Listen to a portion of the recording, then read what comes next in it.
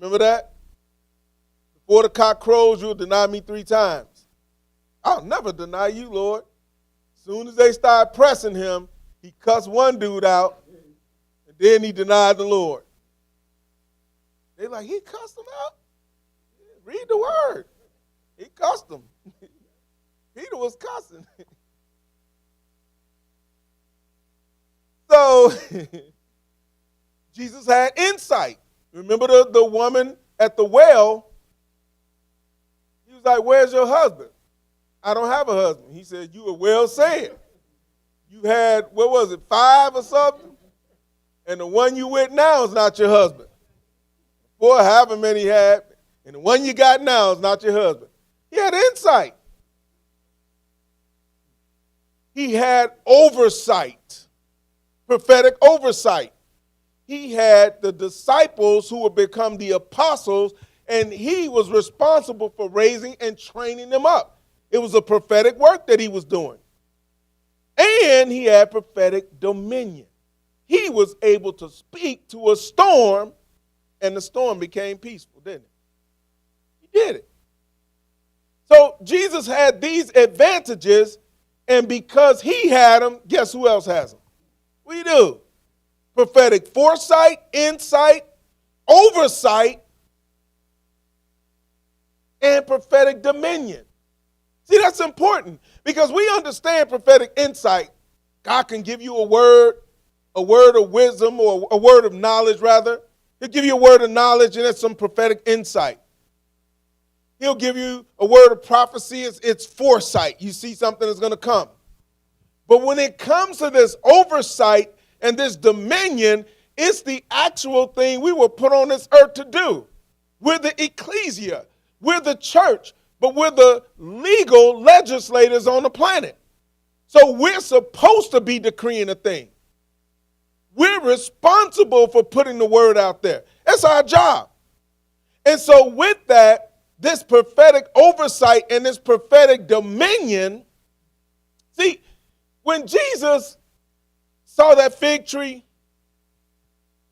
and he cursed that fig tree at the root, and in 24 hours when he went back, it had dried up from the root, right?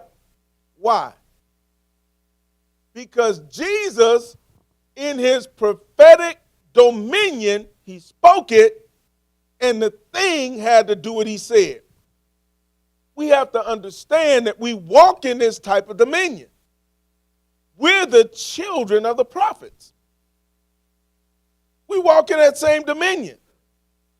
Mark 4:39, it says, he rose, rebuked the wind, and said to the sea, peace be still, and the wind ceased, and there was a great calm.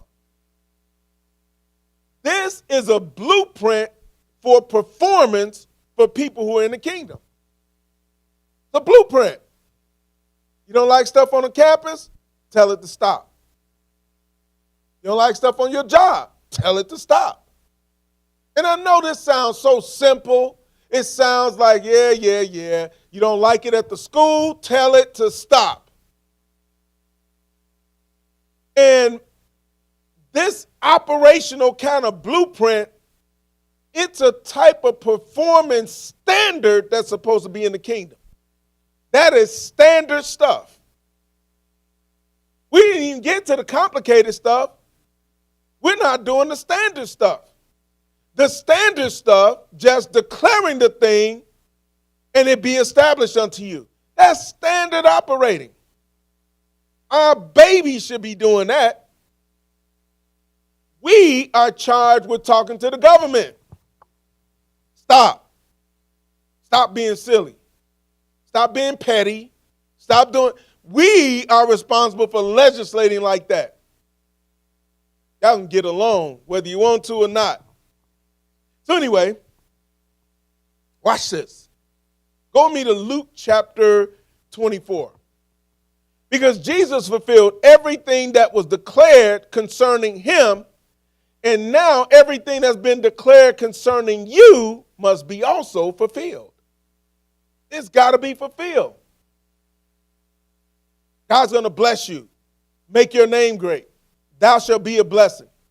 He's going to bless those that bless you and curse those that curse you. And in you shall all the families of the earth be blessed. You're going to be the head and not the tail, above only and not beneath, the lender, not the borrower. You come behind in no good thing. It's been prophesied to you. It has to come to pass.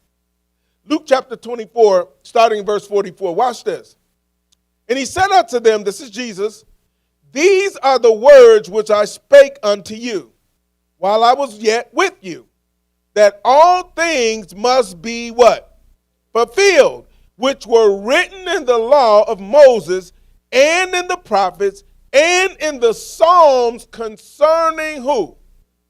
So this is important, because where does Jesus dwell? We know he sits at the right hand of the Father, but by way of Holy Spirit, where does he dwell? In us, right? So now Jesus says that all those words that I spoke to you, he said they must be fulfilled. They were written in the law of Moses and the prophets and the Psalms concerning me. You can put your name right there. Why? Because if they were fulfilled for Jesus, they got to be fulfilled for you. Why?